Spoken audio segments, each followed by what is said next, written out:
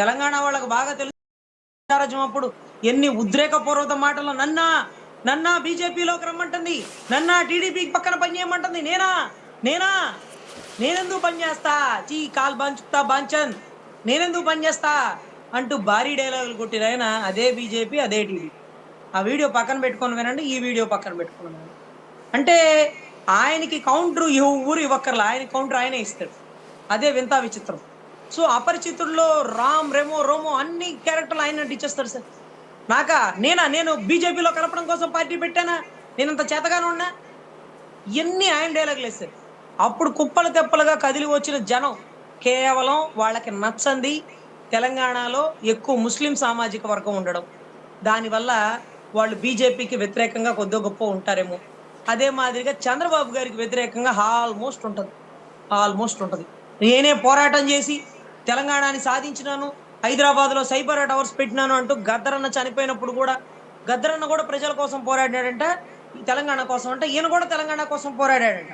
పోరాడి ఏం చేసినాడంట?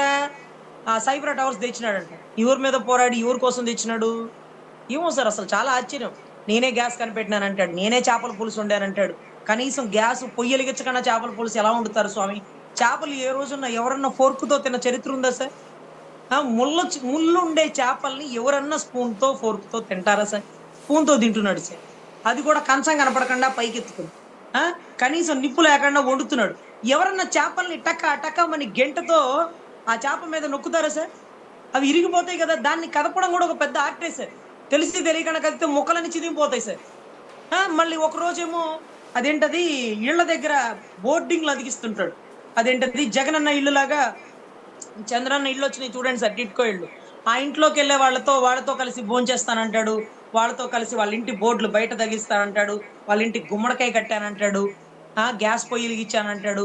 కల్లు తాగుతున్నానంటాడు. ఒక్కొక్కసారి పునుగులు తెచ్చి బిల్కింటంతో పునుగులు తినిపిస్తానంటాడు. సరే, ఆయన విలువైన సమయాన్ని ఇలా ఎందుకు కేటాయిస్తున్నారు? పబ్లిసిటీ కోసమా? ఆ! మరి ఎంత దారుణం అంటే, ఈరోజు పెన్షన్ కోసం వాళ్ళ ఇంటికెళ్ళి వాళ్ళ ఇంట్లో టీ పెడతారు. ఆ టీ ఈయన తాగాల, ఈయనతో పాటు అనితమ్మ అదృష్టం అంట ఆయన ఇంట్లో టీ తాగేసిందంట ఆయన పెట్టిన టీ. ఏంటి సార్ ఇది? సరే, ఎప్పుడన్నా ఒక నాయకుడనేవాడు అతని భావజాలం ఎవరైతే ఆ రాష్ట్ర ప్రజల ఇంటికి చేరాలి. అతని అంశ, అతను చేసిన మంచి ఆ ఇంటికి చేరాలి. అతను ఆ ఇంట్లో చేరి కూర్చొని ముచ్చట చెప్తే రాష్ట్రం అంతా ఎంత ఇబ్బంది అయిపోతుంది సార్. సో ఇది ఎలా ఉంటుందంటేనండి, ఉద్యమకారుకులని మీ అయ్య జాగీరా, తెలంగాణ ఏమన్నా మీ అయ్య జాగీరా అంటే దాని అర్థం ఏంటి సార్? నిజంగా వాళ్ళ అయ్య జాగీర్లే, వాళ్ళ అయ్యల జాగీరే అది. వాళ్ళ అయ్యల ప్రాణ త్యాగాల ఫలితం తెలంగాణ. మన తండ్రి ఎక్కడ పుట్టినారో, మనం ఎక్కడ ఉద్యోగం చేసినాం, మనం ఎక్కడ పెరిగినాం, ఆంధ్రాలో 4, 5 ప్లేసుల్లో పుట్టి పెరిగిన వాళ్ళం మనం. అక్కడికొచ్చి బతకచ్చు, ఆదాయాలు సంపాదించుకోవచ్చు, ఆస్తులు కొనుక్కోవచ్చు, పార్టీలో పోటీ కూడా చేయొచ్చు. మీ అయ్యే జాగీరా అనే అధికారం లేదు. బ్రిటిష్ వాళ్ళు భారతదేశానికి వచ్చి ఇది మీ అయ్య జాగీరా అంటే చేత్తో కాదు చెప్పుతో కొట్టు, అవును ఇది మా అయ్యల జాగీరే అంటూ వాళ్ళ మీద ఉద్యమం చేసి వాళ్ళని, బ్రిటిష్ వాళ్ళని పారదోలింది దేనికి? వచ్చామా, ఈస్ట్ ఇండియా కంపెనీలో పని చేసుకున్నామా, వెళ్ళామా అన్నట్టుంటే ఓకే. వచ్చి మన మీద పెత్తనం చేస్తే ఊరుకుంటారా? బ్రిటిష్ వాళ్ళని మనం ఊరుకున్నామా? ఈరోజు మనల్ని తెలంగాణ వాళ్ళు ఊరుకుంటారా? అందరితో పాటు పార్టీ పెట్టుకోవయ్యా స్వామి, అందరితో పాటు పని చేసుకో, రెచ్చగొట్టే మాటలు అనొద్దు. వాళ్ళన్నిటికీ తెగిడిసినోళ్ళు. 1200 మంది ప్రాణత్యాగ ఫలితం. అర్ధరాత్రులు జీవోతో రాలా తెలంగాణ. ఎంతో మంది జీవితాన్ని పళంగా పెడితే వచ్చింది తెలంగాణ. మెయ్య జాగీరా అంటే అవును మయ్యల జాగీరే అది. మెయ్య జాగీరా, పని చేసుకోవడానికి వచ్చావు, పొట్టకూటికి వచ్చావు, పని చేసుకో, పార్టీ పెట్టుకో. ఎక్కువ తక్కువ మాట్లాడితే మాత్రం మళ్ళీ తెలంగాణలో తిరగో. మీ మెగా కుటుంబాన్ని పెంచి పోషిస్తుంది ఈ తెలంగాణ అంటూ మళ్ళీ అటిలిపోయింది సార్. అంటే గతంలో కూడా చిరంజీవి గారి మీద టమాటాలు, కోడిగుడ్లు వేసిన ధోరణి ఏంటంటే, రాష్ట్రాన్ని చీలుస్తున్నాడు ఇతను అనే భావనతో ఏదో ఒక ఏరియాలోనండి ప్రచారానికి వెళ్ళినప్పుడు అనుకుంటా, ఆ టమాటాలో, కోడిగుడ్లో వేసినామని వాళ్ళే చెప్తున్నారు.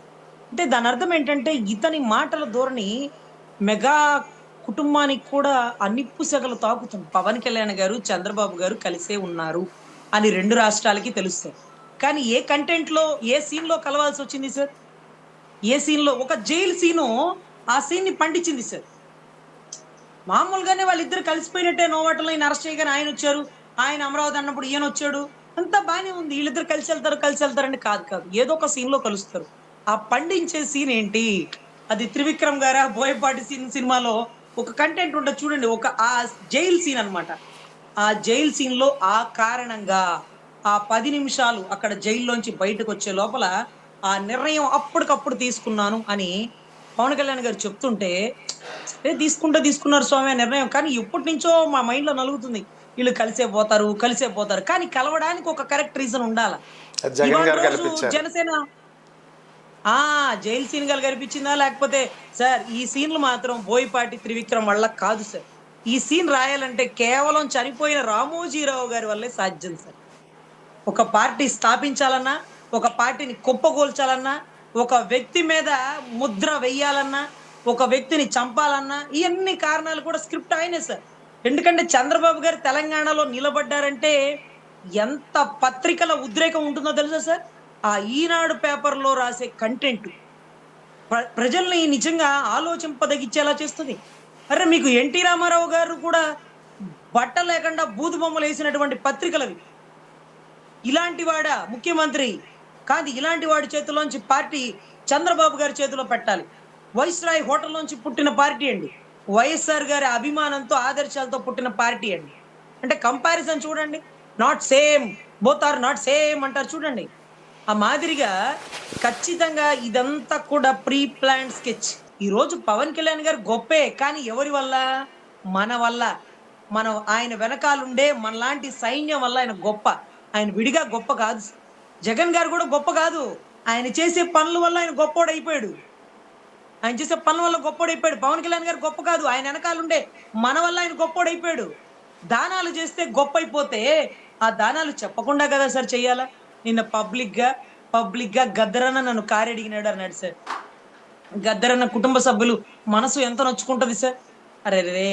కారడిగినాడా? అర్రె! చాలా ఇబ్బంది పడుంటాడు. అలా ఎలా అడిగినాడు? ఆ! అసలు 3 రోజులు టైమ్ ఇచ్చాక బండిచ్చినాడంట. కారో, బండో తెలీదు. బండడిగినాడు నన్ను అన్నాడు. బండంటే ఏ బజాజ్ చేతక్ బండి అయ్యుంటది. సో, అటువంటి పరిస్థితుల్లో ఆ చేసిన దానాన్ని చెప్పుకోవడం అంత నీచం ఇంకొకటి లేదు సార్.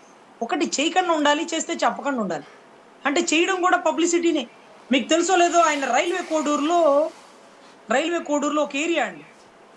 ఆ ఏరియాలో ఆయన పేద పిల్లలకి అంటే గవర్నమెంట్ స్కూల్ పిల్లలకి ఒక క్రికెట్ గ్రౌండ్ స్థలాన్ని ఇచ్చినాడండి.